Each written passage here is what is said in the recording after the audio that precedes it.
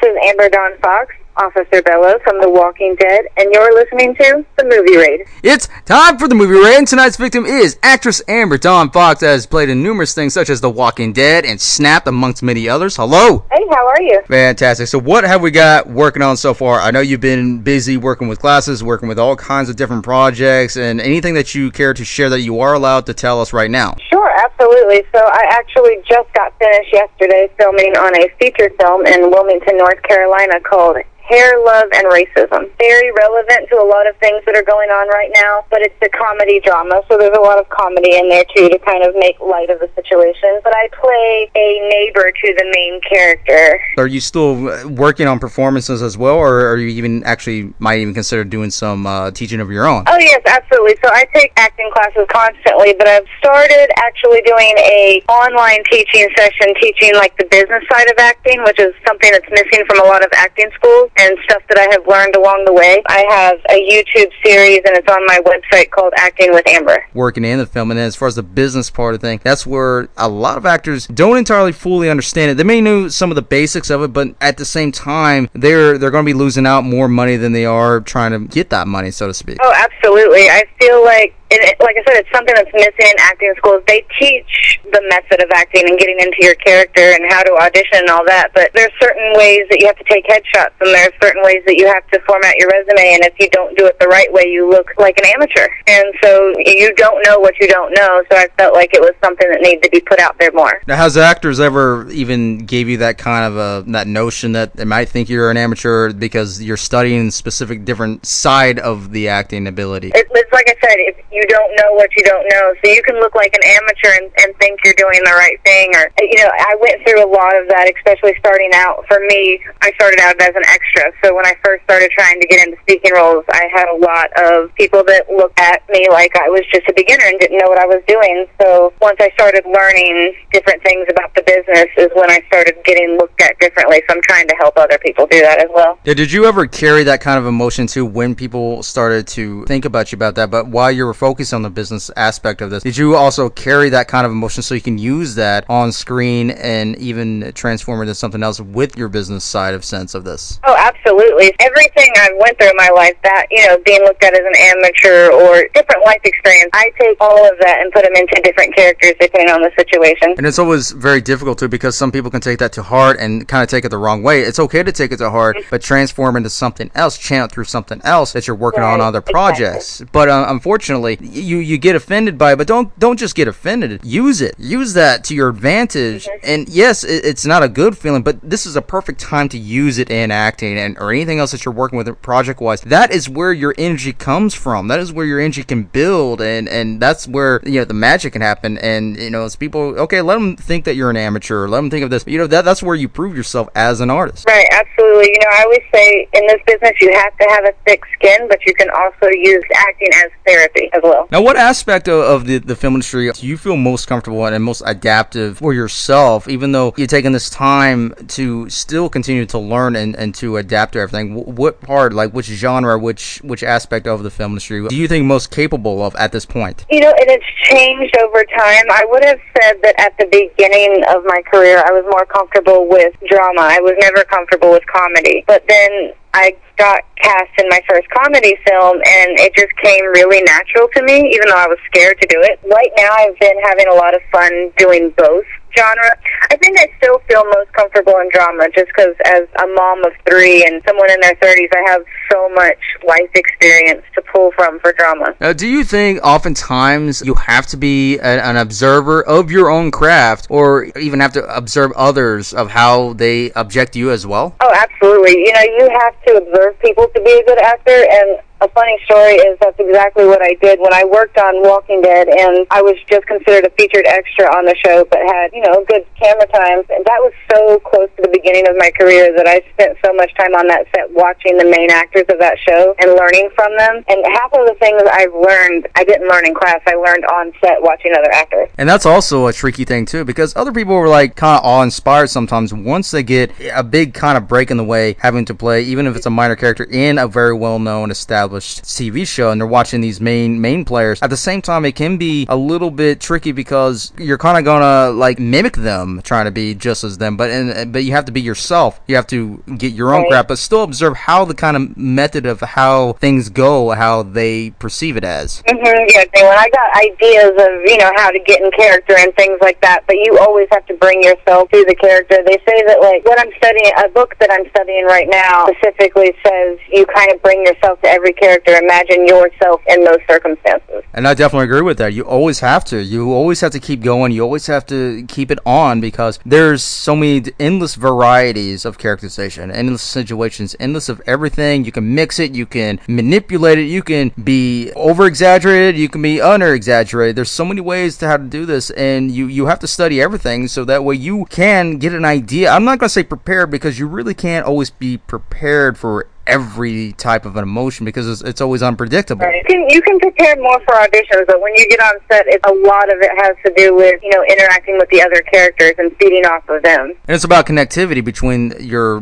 co-stars as well. It doesn't matter whether they're the big players. It doesn't matter if they're the minor key players. It doesn't matter if they're the extras. You have to be in the environment. You have to adapt with everybody around you and feed off that same energy. If no one's on the same energy or the same type of plane, it will crash, and you're going to crash, and you're not going to give your full 100% of the role. Yeah, I agree. Experiencing different emotional moments. Do you think it's best to use these moments as examples to further give an enhanced experience on other projects or that may not be entirely related to what you've been doing? Yeah, I would definitely say I try not to make any two of my characters exactly the same, but I can definitely pull up an emotion of something that I know worked on a past set. I might use it again for a different character, but I try to bring something different to it at the same time. And then it's always about the technique wise. You always got to change it up, and you could play the same character or same type of character, but you could always add something different on top of that layer, even reverse the role itself. Let's say you play as a gothic person, right? Let's say it's a gothic vampire, right?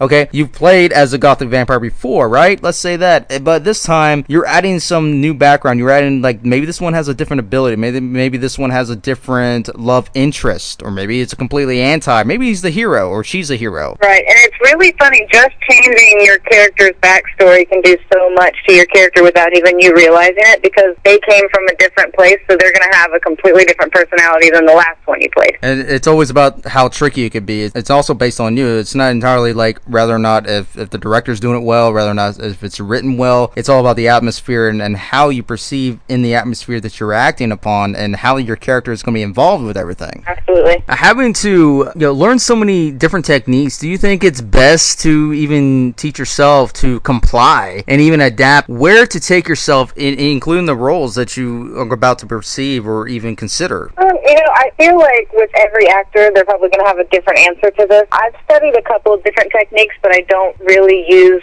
one technique every time. It kind of really depends on who I'm working with, who the character is. I've read so many books and taken so many different classes. I kind of probably have come up with my own technique almost as like a mixture of all the different ones and what works best for me. Would you take your resume, let's say being known in a TV show like The Walking Dead, would you actually use that as a mention, as a reference, or would you actually keep that at the bottom so that people can recognize you as other types of roles and other types of personality, but still keep that as a good reference too, but still know that this is what I also played too, without actually, boosting, so to speak? Right. Yeah, I understand what you're saying, and it's funny because the first thing that people do know me from is Walking Dead, and that was a featured extra role like 6 years ago now at the beginning of my career, and I've done so much more since then. I never mind bringing it up if someone asks. It's not the first thing I tell people nowadays. It's not listed on my resume because I have done bigger roles, maybe not bigger shows, but the roles I have done, I've done lead roles in feature films that are on Amazon Prime and stuff, but I'm not ashamed of mentioning that I was an extra in Walking Dead because it was the role that made me know I wanted to go further in the industry. industry. So, like I said, I will talk about it as much as somebody wants to, but it's not the first thing I bring up. To get you out there, but at the same time, you really wanted to get all your other projects, because all those other projects that you were involved with are just as important. It doesn't matter if it's a low budget B-side thing. That was a part of your reel, and having to mention this first, well, I mean, that's good, that helps, but at the same time, you got to have like everything else on your belt to present on the table too. It's like, this is what I was, this is what I am, this is what I was featured as, and so forth and so forth, not just, oh, this is what I was most famed for. Yeah, exactly. A mentality of how you perceive other roles too, because when people are just noticing this, and again, it's great, it's really fantastic that you're in this and that you got this particular opportunity, but mentality wise, it can really affect you over time. It might even affect you having to even perform well because of all this publicity, specifically about one or two of the projects that may have struck a chord in certain mediums. It can get in people's head that, oh, she only does extra work, oh, she only does the really small roles. So I like to mention the fact that I worked really hard over the last 6 years to get past that extra phase and work my way up in the industry. In today's society, I mean, it may not seem as a big deal now, or at least not the most today's events, but having to progress, and how do you continue to progress on some of these different mediums when you have to venture to something else as far as characterization goes, if you, instead of being stuck in one area? And that did happen, because right after Walking Dead, the only offers that I was getting was for horror and thrillers, which is great. I love doing horror, I love doing thriller, no problem, but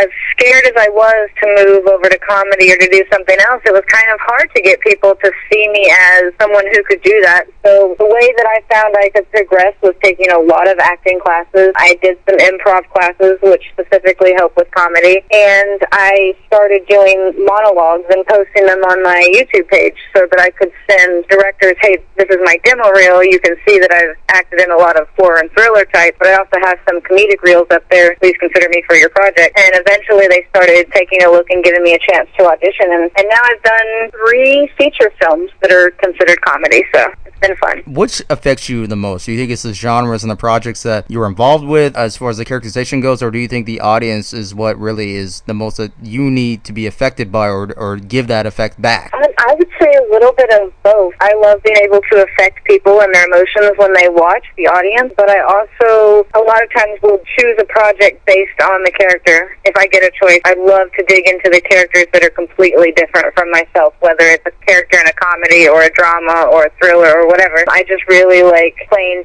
different type of characters that are nothing like I am in real life. As far as choosing these roles and choosing these different characters, do you think sometimes that can also be almost a risk on its own too? Because let's say you choose something, let's say you were more horror and less drama, that you played a lot of drama, but yet when you go into horror, it's going to be like a bear trap and people are not exactly taking it in, so to speak. Yeah, I mean, that's always a risk you take with any project, especially with horror, because I feel like, and with indie films, which is what I do a lot of, there's a lot more horror and thriller type indie films out there than there is other types, so you're always taking a risk of someone saying, oh, I've seen that before, she's just, I'm just not getting it from her because I still see her as this other character she played in something else. In this business, there's always a risk of completely failing at a project or a role or something not happening, and I really try not to think too much about that. I just go into each role and give it what I can, and if they like it, great. If they don't, I try to move on to the next one, because,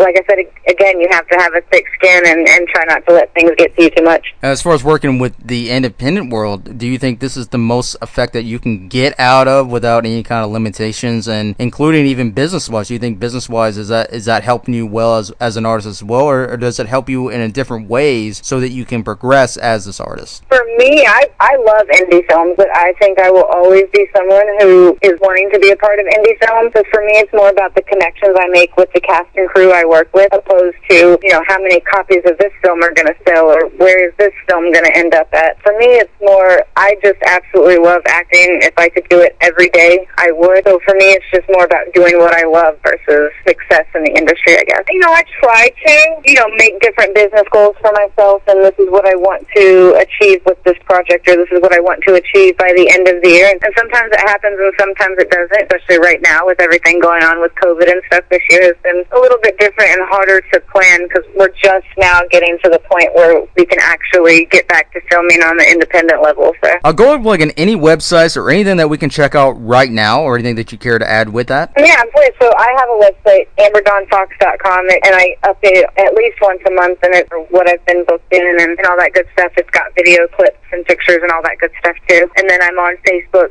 Instagram as Amber Dawn Fox as well. The Haunting of 4 Points was played the lead role in that one. And then Investigation Discovery has a new show called Southern Gothic, and they have reruns all the time, and I was in episode 4 of that show. And then there is a film, Beasts of the Field, but it's not been released yet. It's actually in film festivals, so it should shortly be released on some kind of streaming site. So. And there you have it, everybody. That is actress Amber Dawn Fox. Thank you.